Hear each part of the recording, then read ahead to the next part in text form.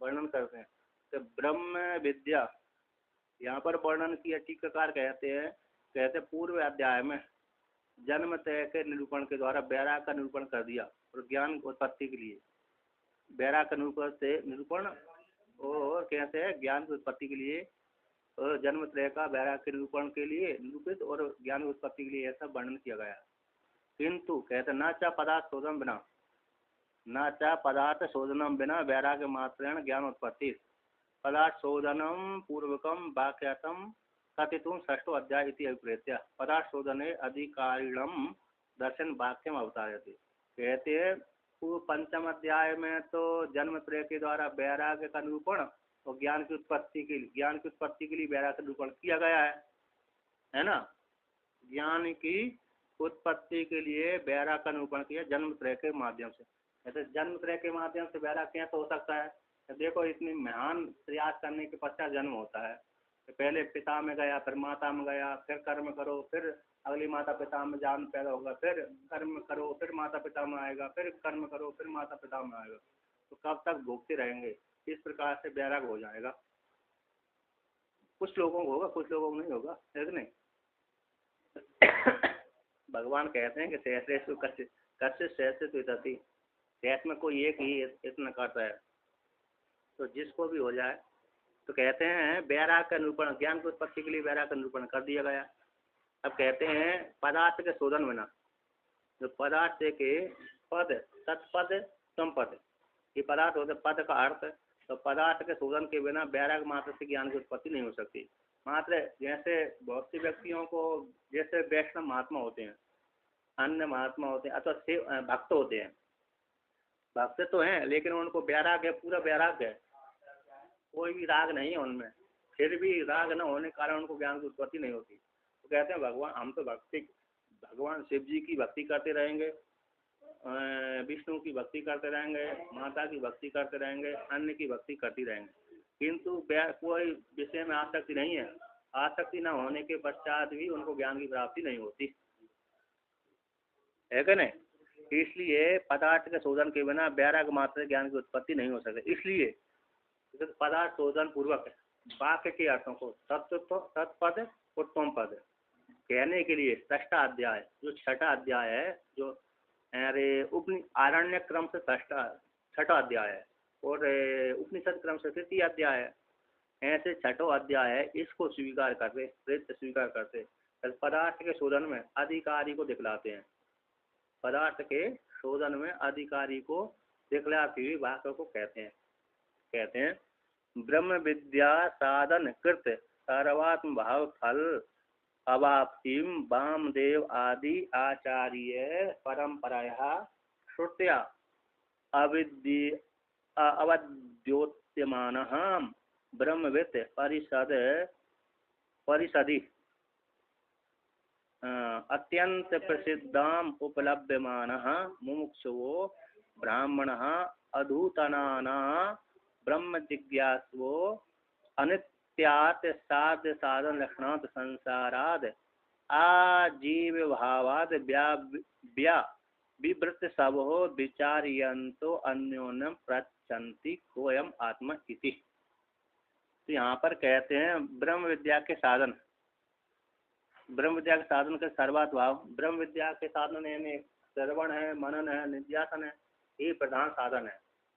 वैराग से युक्त होकर के, जब तक वैराग से युक्त होकर के पढ़ेगा, वैराग से युक्त होकर के नहीं पढ़ेगा तो श्रवण मनन निध्यासन कर लिया तब भी नहीं होता, श्रवण कर लेता, मन कर लेता, फिर भी नहीं होता। तो वैराग से युक्त होने वाले को ही प्राय करके इस फल की प्राप्ति हो जाती है। तो वैराग से युक्त होकर के ब्रह्म विद्या के जो साधन है, साधन करते हैं, और साधन के माध्यम से सर्वात्म भाव फल की प्राप्ति हो जाती है। ऐसे भगवान जो वामदेव आदि आचार्य के द्वारा वर्णन किया गया है, ऐसी वामदेव आदि से और हो गए, जनक राजा हो गए, अन्य हो गए, है ना, याज्ञवल्क हो गए, याज्ञवल्क जनक अष्टावक्र मुनि आदि हो गए, जो हो गए आदि शब्द से वो, हाँ।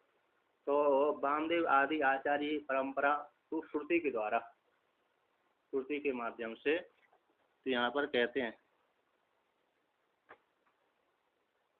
तो और श्रुति के माध्यम से। अब द्योत्यमाना नाम जो प्रकाशित हो रही है ब्रह्मवेत्ताओं की परिषदी, ब्रह्मवेत्ताओं की परिषदी में, परिषद बोलते हैं सभा में, अत्यंत प्रसिद्धाम जो अरे जो कुछ व्याराक्षित होकर के जो आचार्य बैठी ब्रह्मवेद हैं, है ना, कुछ तो आचार्य कैसे हैं ब्रह्मवेत्ता है, वो भी ब्रह्मवेत्ताओं सभा में गए हुए, कुछ जिज्ञासु हैं, आत्मा को जानने के लिए गए। जैसे राजा जनक ने एक यज्ञ किया था, उस यज्ञ में बहुत से ब्राह्मणों को बुलाया, उसकी इच्छा हुई कि बहुत से ब्राह्मण तो इसमें ब्रह्म ज्ञानी है, बहुत से नहीं हुई है, अब मैं पूछता हूँ किसका ज्ञान सबसे श्रेष्ठ है, तो उसने 1000 गाय रख दी कि ये ब्रह्मवेत्ता का धन है, जो कोई भी ब्रह्म ज्ञानी वो ले जाए। ऐसा उस जनक राजा ने बोल दिया। अब शुरू में तो कोई नहीं उठा, बाद में फिर याज्ञवल्क्य ने उठ गए।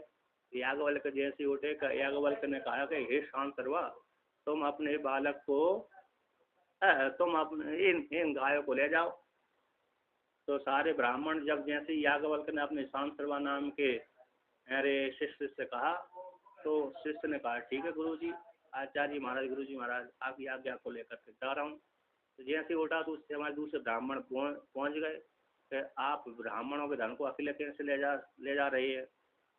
तो याज्ञवल्क्य ने कहा कि मैं तो अरे विद्यालय चलाता हूँ, इसी ब्रह्मचारियों के लिए दूध नहीं है मेरे पास में, और इसलिए ब्रह्मचारी दूध पिएंगे तो इससे बुद्धि तीव्र होगी, इस हेतु से मैं ले जा रहा हूँ, गौ की कामना वाला हूँ। और यदि आपको शंका हो तो फिर मेरे से पूछ भी दीजिए, है कि नहीं। शंका यदि है नहीं हो आपको तो पूछ भी लीजिए, उत्तर में दे सकता हूँ। अब वहाँ पर उन्होंने ये नहीं कहा कि मैं सीधा सीधा ब्रह्म ज्ञान हूँ, है कि नहीं। इस प्रकार से वहाँ पर साक्षात हुआ था। तो यहाँ पर कहते हैं तो ब्रह्मविद की परिषदी में, ब्रह्मविद सभा में अत्यंत प्रसिद्ध उपलब्धमाना जनना, जहाँ पर उपलब्ध हुई जना, ऐसे जो मुमुक्षु हैं, कहते हैं ऐसी सभा में जाकर के बहुत से व्यक्तियों को संशय की निवृत्ति हो जाती। सभा में जाते ना, जिनको जहाँ जहाँ पर संशय होती वहाँ पर संशय की निवृत्ति हो जाती बहुत से लोगों की। तो ऐसे जो प्राप्त हुए ऐसे व्यक्ति जो मोक्ष इच्छा करने वाले हैं, ऐसे जो ब्राह्मण है, अधुतना का भी वर्णन कर दिया। आज के वर्तमान काल में बैराग से उत्पन्न होने वाले, जो बैराग से उत्पन्न हो गए हैं, कैसे अधुतन शब्द काट कर दिया है, जो बैराग से उत्पन्न हुए किंतु उनको अभी पूरा ज्ञान नहीं हुआ, ऐसे व्यक्ति भी उस ब्रह्म सभा में जाकर के ज्ञान की प्राप्ति कर लेते हैं। ऐसे जो ब्रह्म की जिज्ञासा करने वाले साधक हैं, अनित्य साध्य साधन लक्षण रूप संसार से, कैसे जो अनित्य साध्य साधन, जो भी हम कुछ फल की प्राप्ति करते हैं वो साधन के द्वारा साध्य की प्राप्ति करते हैं। तो यद कृतकर्तम तद अनित्यतम, एक न्याय है, जो कृतक होता है वो अनित्य होता है। तो साध्य के साधन के द्वारा साध्य की प्राप्ति होती है, अनित्य होती है। स्वर्ग है, ब्रह्मलोक है, यानी ब्रह्मा जी वाला ब्रह्मलोक है, विष्णु भगवान का विष्णुलोक है, शिव जी का शिवलोक आदि, जो हमने अपने पुण्य कर्मों के द्वारा प्राप्त किया था, इसलिए वो कृत होता है। कृत होने के कारण हमको पुनः प्रतिलोक में आना पड़ती है। कहते हैं अनित्य सात साधन लक्षण वाले संसार से आजीव भाव, जब तक जो जीव भाव की समाप्ति नहीं होती तब तक व्यावृत सबो, इसको त्याग करने की इच्छा करने वाले, विशेष रूप से हटाने की इच्छा करने वाले, ऐसे जो ब्रह्म की जिज्ञासा करने वाले जिज्ञासु है, विचार्यंतो परस्पर, उस ब्रह्मवेत्ताओं की सभा में जाकर के परस्पर विचार करते हैं। अन्योन्यम पृच्छन्ति, एक दूसरे से पूछते हैं कि वह आत्मा कौन है जिसको जानने से एक उस आत्मा को जानने से मुक्त हो जाते हैं, अमृत हो जाते हैं, अजर हो जाते हैं, अमृत हो जाते हैं, अभय हो जाते हैं, है ना। एक भी कहते हैं जो जो देवताओं के मध्य में जानते सब है तद अभवत, जिसने देवताओं के मध्य में जिसने अपने आप को जाना वह भय हो जाता है। इस प्रकार से बृहद्रण्योपनिषद में और छांदोपनिषद में आता है, यो यो देवानाम प्रतिपद्यता सा एव तद अभवत, जिस व्यक्ति ने देवताओं के मध्य में अपने आप को जाना तो जानने वाला वह साधक वही हो गया। ऐसे जिसकी उपासना करने वाला उसी फल की प्राप्ति कर लेता है। उसी प्रकार से भगवान गीता में भी कहते हैं जो जिसकी उपासना करता है उसी फल की प्राप्त करता है। उसी प्रकार जो मेरी उपासना करता है मेरे लोक को प्राप्त हो जाता है, अतः मुझको प्राप्त हो जाता है। ब्रह्म की उपासना करने वाले ब्रह्म को प्राप्त हो जाते हैं।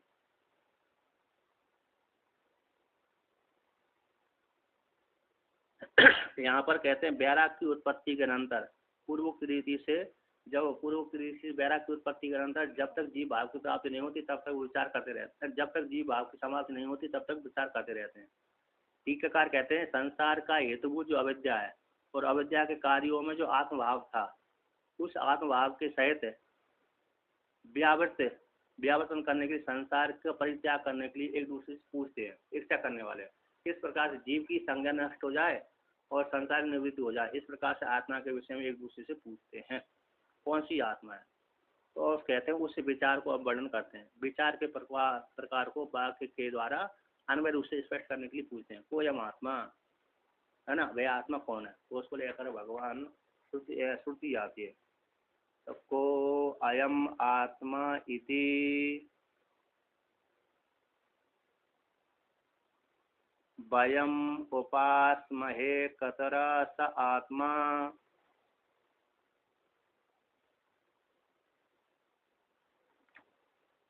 येन वह पश्यति येन वह शृणोति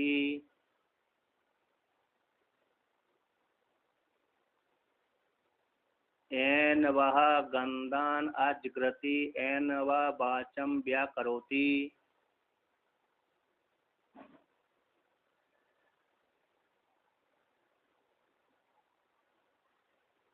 येन वह स्वादु च विजानाति।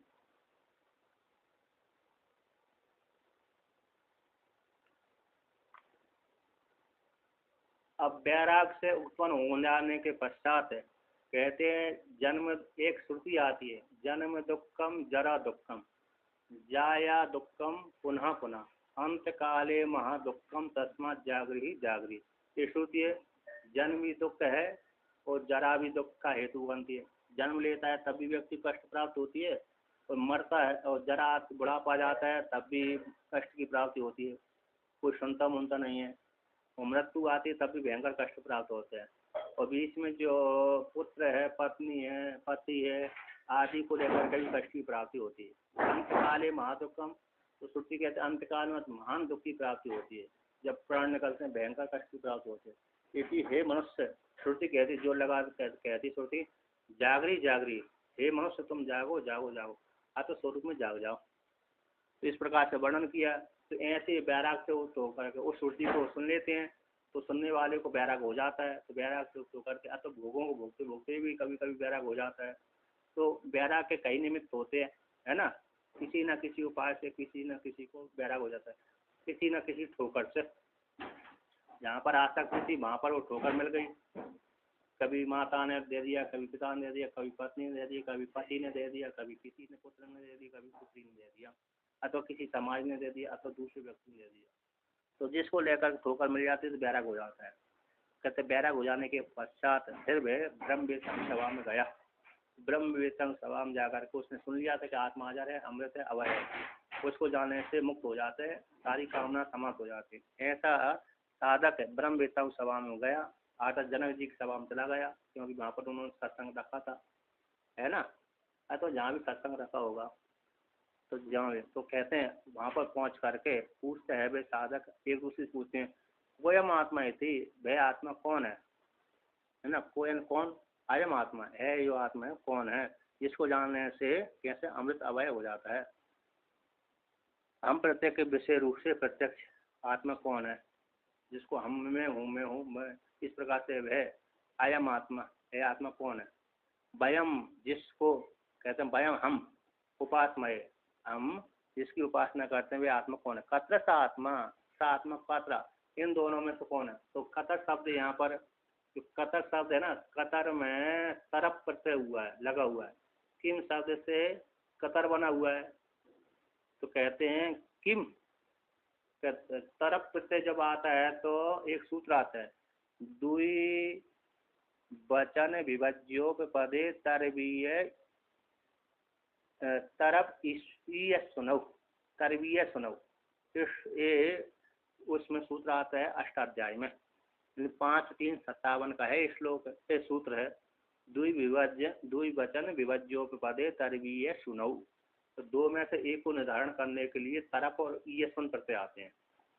यहाँ पर किम शब्द से तरप प्रत्यय कर दिया, दतम भी होता है तो तरप कर दिया, डतर कर दिया। तो दो में से एक को निर्धारण करने के लिए, तो वह कौन है, कौन सी आत्मा जिसकी हम उपासना करते हैं। दो कैसे हो गए, कहते एक व्यक्ति नीचे से प्रवेश किया था, एक ने ऊपर से प्रवेश किया था, दोनों प्रवेश किया था ना शरीर में। कहते हैं कहाँ से, तो दोनों प्राणों पैरों के माध्यम से प्राण ने प्रवेश किया था, वो मूर्धा को फोड़ करके ईश्वर ने प्रवेश किया था। तो इन दोनों प्राण आत्मा से और मुख्य आत्मा में कौन सी आत्मा है जिसकी हम उपासना करें। वयम हम उपासना है, जिसकी उपासना करें वह आत्मा कौन है। मतलब इन दोनों में किसकी उपासना करें, कौन सब है आत्मा कौन है, ठीक है ना। तो यहाँ पर तत्पदार्थ शोधन के विषय में प्रश्न है। यहाँ पर 3 नंबर टिप्पणी में लिखा है, सीमा को विधारण करके ये सुना गया इति यत्र, यहाँ पर सोपाधिक है ना।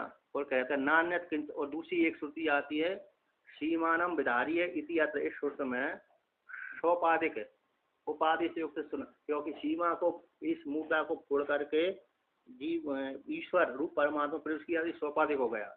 और दूसरी श्रुति है नान्यत किंचन में सत इति यत्र में निरुपाधिक परमात्मा का वर्णन किया गया है। ये 4 नंबर टिप्पणी है कैलाश आश्रम के उपनिषद में। सीमानम विचारिए, इसमें सोपाधिक ब्रह्म का वर्णन किया गया है, और नान्यत किंचन में सत इसमें निरुपाधिक ब्रह्म का वर्णन किया गया है।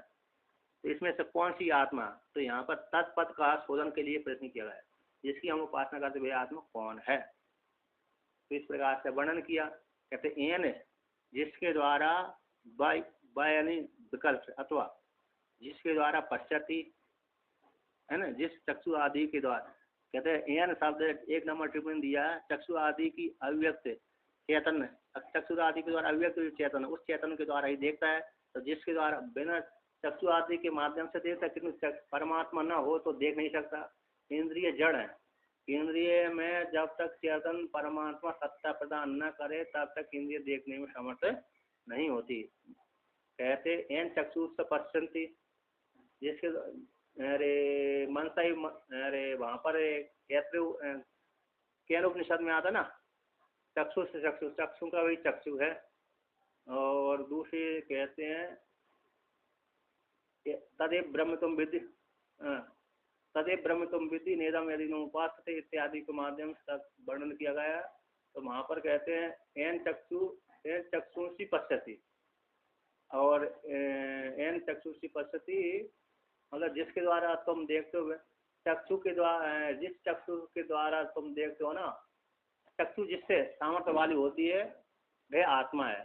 तो जिसके द्वारा तुम देखते हो वह ईश्वर नहीं है, आत्मा नहीं है। जिसके द्वारा जगत देखा जाता है चक्षु आदि के द्वारा, वह ब्रह्म नहीं है, बल्कि जिनसे चक्षु देखने में, जिस परमात्मा की शक्ति से चक्षु को देखने में सामर्थ्य प्राप्त होती है वही ब्रह्म है। ऐसा वहाँ पर केन उपनिषद में आया है ना। तो जिसके द्वारा, जिस चैतन्य परमात्मा के द्वारा जगत को प्रकाशन होता है, और जिसके द्वारा श्रवण किया जाता है, यदि भी सूत्र आदि के द्वारा श्रवण किया जाता है, किंतु सूत्र को सत्ता प्रदान न करे कौन, ईश्वर, तो सूत्र को श्रवण करने में समर्थ नहीं, सूत्र श्रवण करने में समर्थ नहीं है। और कहते हैं जिसके द्वारा गंधों को सूंघता है, जिसके द्वारा वाणी को व्याकरण करता है, बोलता है, भाषा में वाणी को व्याकृति बोलता है, जिसके द्वारा, जिस चेतन शक्ति के द्वारा स्वाद आस्वाद को जानता है, वह आत्मा कौन है। 1 नंबर टिप्पणी में चक्षुरादि इंद्रिय की अभिव्यक्ति, अभिव्यक्त चैतन्य के द्वारा है ना, चक्षुरादियों के द्वारा, चक्षुरादि इंद्रियों के अभिव्यक्त में जो अभिव्यक्त चैतन्य, उस चैतन्य के द्वारा इस प्रकार से, तो उस चैतन्य के माध्यम से ही व्यक्ति देखता, सुनता आदि है। वो 2 नंबर टिप्पणी में दिए कार्यकरण संघात का अभिमानी लौकिक पुरुष इति अर्थ, जिसके द्वारा वह चेतन शक्ति के माध्यम से लौकिक पुरुष ये देखता है। किसको देखता है, जगत आदि को देखता है, घटपट आदि को देखता है। अब यहाँ पर प्रश्न करते हैं, तो कथम, भगवान भास्कर कहते हैं कथम यम आत्मानम यम आत्मानम अयम आत्मा इति साक्षात भयम उपासमहे। कहा सा आत्मा इति, कैसे कैसे हम कथम इति अंतर, विचार को कहते हुए, विचार्यान चक्रतु, विचार करने के लिए कहते हैं।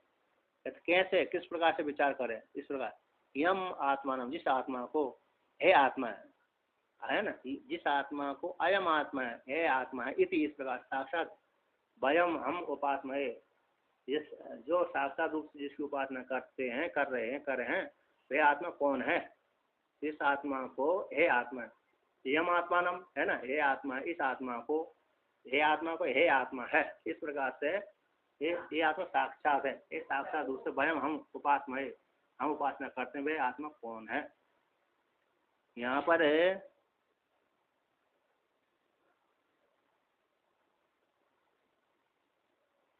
पर टीकाकार कहते हैं, ननु अयम आत्मा, ये विशेष रूप निश्चय में कसा इति प्रश्न की उत्पत्ति नहीं होती। यदि विचार, तद विचार के अथवा कुछ विचार के द्वारा न किंचित प्रयोजनम, कोई प्रयोजन नहीं है, क्योंकि अयम आत्मा है आत्मा है, जब निश्चय हो गया तो फिर विचार क्यों किया जाए। है आत्मा, ननु अयम आत्मा इति है आत्मा है, ऐसा विशेष निश्चय हो जाने पर कसा इति प्रश्न उत्पत्ति नहीं होती है। वह प्रश्न कौन, ये वह कौन है आत्मा, ये प्रश्न की उत्पत्ति नहीं होती। अथवा विचार का ही प्रयोजन सिद्ध नहीं होता, क्योंकि है आत्मा है ऐसा निश्चय हो गया। अयम आत्मा, तो अयम शब्द इदम का रूप वाचक है। तो आपने जो सामने पुस्तक रखी है, मोबाइल रखा है, तो है सामने दिख रहा है कि नहीं दिख रहा है। तो जब दिख रहा है तो यहाँ पर आपको सामने दिख रहा है, तो वहाँ पर है मोबाइल है, जब स्पष्ट ही दिख रहा है तो विचार करने की जरूरत है ना। प्रश्न उत्पन्न नहीं हो सकता, विचार भी उत्पन्न नहीं हो सकता। जैसे उपासना के लिए हम प्रवृत्त हुए, उपासना के लिए प्रवृत्त हुए हैं, वे आत्मा कौन है। तो कहते हैं उसको यद्यपि हमने जाना है, कुछ जाना कुछ नहीं जाना, इसलिए हम उसकी विचार करते हैं। यदि आत्मा को जैसे दो प्रकार, किसके विषय में प्रश्न उत्पन्न होता है, एक तो मूर्ख के विषय में प्रश्न उत्पन्न नहीं होता, एक ज्ञानी के विषय में प्रश्न उत्पन्न नहीं होता। ज्ञानी को प्रश्न नहीं बनता और मूर्ख को कोई प्रश्न नहीं बनता। तो किसको बनता है, जो कुछ ज्ञानी है कुछ अज्ञानी है, पूरा ज्ञानी भी नहीं, पूरा अज्ञानी नहीं, उसके द्वारा ही प्रश्न बनता है। कुछ जाना है कुछ नहीं जाना है कि नहीं, इस प्रकार से। तो कहते भगवान वामदेव ने जिस आत्मा को उपासना की थी, भगवान वामदेव ने जिस आत्मा की उपासना करी थी, उपासना करके अमृत हो गए थे, इसलिए उस आत्मा को हम उपासना के लिए प्रवृत्त हुए, वह आत्मा कौन है, ऐसा प्रश्न बन जाता है। यदि साक्षात हो गया तो फिर वो प्रश्न नहीं बनता, किंतु जिस आत्मा को भगवान वामदेव ऋषि ने उपासना की थी, उपासना करके वह अमृत स्वरूप हो गए थे, है ना, वह जो अमृत स्वरूप वामदेव हो गए थे, वह आत्मा कौन है, इसके विषय में प्रश्न बन जाता है। तो यहाँ पर कहते हैं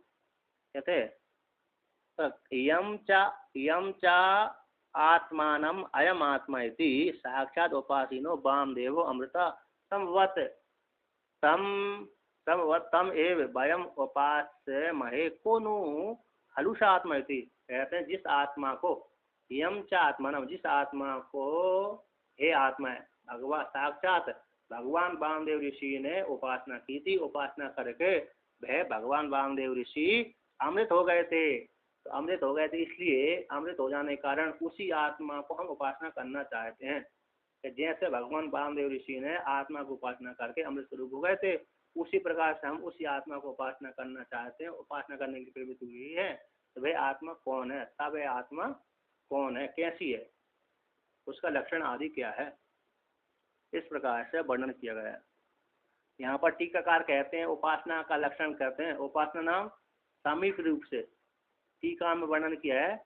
उपासना किसको बोलते हैं, कहते हैं ओप यानी समीप रूप से, उपकार तो समीप रूप से, एक के रूप से, समीप के द्वारा एक हो जाना। जैसे दो व्यक्ति एक हो जाते हैं ना, उसी प्रकार से तत्पद उत्तम पद का एक हो जाना।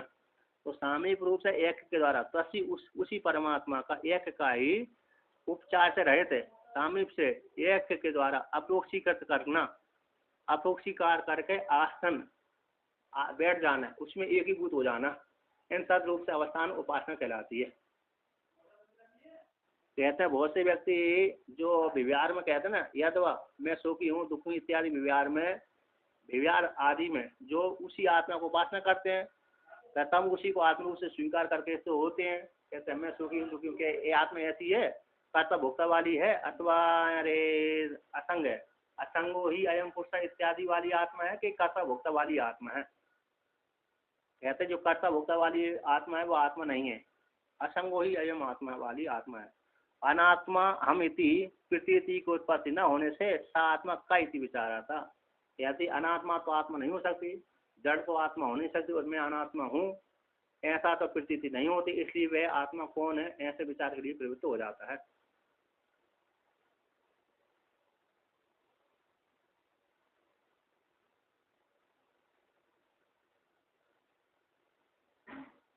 अब यहाँ पर कहते एवं जब इस प्रकार से विचार के लिए प्रवृत्त हो गया है कि नहीं, यानी कार्यकरण संगात आत्मा नहीं हो सकती और कर्ता भोक्ता वाली आत्मा अपने को मानते, तो वो इससे जब हम सुबह से लेकर शाम तक कर्ता भोक्ता मानते थे सुखी दुखी बने रहते थे, किंतु वामदेव आदि ऋषि ने अपने कर्ता भोक्ता रहस्य होकर के अमृत स्वरूप हो गए, तो वो सुखी सुख स्वरूप वाले हो गए। ऐसी आत्मा के विषय में पूछते हैं। तो इस प्रकार से पूछने की इच्छा हो जाने पर कहते हैं एवं जिज्ञासा पूर्वम अन्योन्यम पृच्छताम अतिक्रांत विशेष विषय श्रुति संस्कार जनिता स्मृति अजायता।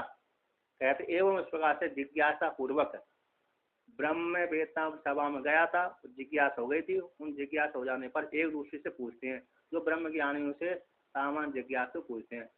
तो अतिक्रांत विशेष जो अतिक्रमण किए भूतकाल आदि को लेकर विशेष विषय, भूतकाल में जैन उन्होंने संस्कार पढ़े थे, थोड़े श्रवण किया था, गुरुकुल में गया था, गुरुकुल में जाकर के वेदांत संस्कार पढ़े थे, है ना, तो वेदांत संस्कार करने से वो उद्भूत हो गए। कुछ काल को लेकर के कहते हैं विद्या काल पश्यते, ये न्याय है, विद्या काल में पश्च जाती है, इसलिए काल को लेकर के विशेष की प्राप्ति हो जाती है। तो यहाँ पर कहते हैं अतिक्रांत पूर्व में जो ध्येय में प्रविष्ट प्राणात्मा और विषय की, यहाँ पर कहते हैं एक दूसरे के विषय में पूछते हैं अतिक्रांतम। अतिक्रांत का टीकाकार ने अर्थ किया है अतिक्रांतो पूर्वोक्तम, पहले से ही जो दो यो विशेष कहे गए ध्येय में प्रविष्ट हुए थे, एक जीवात नीचे से प्रवेश किया था प्राण ने, एक ऊपर से ईश्वर ने प्रवेश किया था। उन विषय की वे श्रुति जन्य अनुभव जन्य, श्रुति से जन्य और अनुभव से जन्य संस्कार से उत्पन्न होकर के स्मृति उनको बन जाती है। कहते अतिक्रांत रूप से प्राण और ब्रह्म का विशेष के विषय में, प्राण के विषय में और ब्रह्म के विषय में, तो विशेष विषय के श्रुति के संस्कार से उत्पन्न होने वाली स्मृति उस जिज्ञासु के मन में बैठ जाती है, बन जाती है कि जो प्राण आत्मा है अथवा जो सीमा से प्रवेश किया था वह आत्मा है कि नीचे से प्रवेश किया था वो आत्मा है कि नहीं। ऐसे इन दूसरों के विषय में उसको स्मृति बन गई, उसी के विषय में श्रुति कहते हैं। यहाँ पर दोनों श्रुति कहाँ आई है कि नीचे से प्रवेश किया था ईश्वर ने और ऊपर से भी प्रवेश किया था। तो नीचे से किसने प्रवेश किया था, तो हिरण्यगर्भ ने नीचे से प्रवेश किया था, प्राणु जो प्राणात्मा हिरण्यगर्भ है उसने नीचे से प्रवेश किया और ईश्वर ने ऊपर से प्रवेश किया। कहते तम प्रपदाभ्याम प्रपद्यता ब्रह्म इमं पुरुषम, ये यहाँ पर कहते हैं तम उसको प्रपदाभ्याम, तो प्रपदाभ्याम तम इमं ब्रह्म पुरुषम प्रपदाभ्याम प्रपद्यता, दोनों पैरों के अंगूठा, तो प्रपदाम का तो पद के अग्रभाग को, तो पद का अग्रभाग को ना अंगूठा, उन अंगूठाओं के द्वारा दोनों अंगूठाओं के माध्यम से उस हिरण्यगर्भ रूप प्राणात्मा ने हिरण्यगर्भ ने प्रवेश किया था। कहते इमं पुरुषम इस स्थूल शरीर में, यहाँ पर टीकाकार कहते हैं तम इमं पुरुषम, यहाँ पर तम इमं पुरुषम है ना शरीरम, स्थूल शरीर में प्रपदाभ्याम का अर्थ किया पद के अग्रभाग के द्वारा, पद के अग्रभाग से। ब्रह्म का अर्थ किया यहाँ पर अपर ब्रह्म रूप प्राण, यहाँ पर जो ब्रह्म शब्दवाचक है श्रुति में ब्रह्म में, ब्रह्म यानी ब्रह्म यहाँ पर किसका वाचक है, तो अपर ब्रह्म रूप है प्राण यानी हिरण्यगर्भ, हिरण्यगर्भ का वाचक है, यानी हिरण्यगर्भ ने पैरों के अग्रभाग से प्रवेश किया था। एक श्रुति है ऐत्रेय आरण्य की 2:1-4 की है। अब कहते हैं दूसरी श्रुति कहाँ सी है, सा एतम एव सीमानम विदार्य एतया द्वारा प्रपद्यता। कहते वह परमात्मा सा इस साधक ने इस प्रकार जाना, एतम इसी को, जो सीमा ना मूर्धा में, मूर्धा को विदीर्ण करके इस मार्ग के द्वारा वह परमात्मा प्रवेश किया था। कौन? ईश्वर ने। ये अरे वहां पर पृष्ठ ये आती है, वहां पर 54 नंबर पृष्ठ पे आती है ये श्रुति। कहते उस परमात्मा ने, विद्वान रूप परमात्मा ने सीमा को फोड़ करके वेद विदार्य विधृति विधारण की, इसलिए विधृति नाम पड़ गया था। ये विदार्य का इस सीमा रूप मार्ग के द्वारा प्रपद्यते प्रवेश किया था। अतः तो यहाँ पर जाकर के योगी इस प्रकार से प्रवेश करते जानता है तो अमृत स्वरूप हो जाता है, ऐसा वहां पर वर्णन किया गया था। तो इस प्रकार से तो दो श्रुतियों के द्वारा वर्णन किया गया है।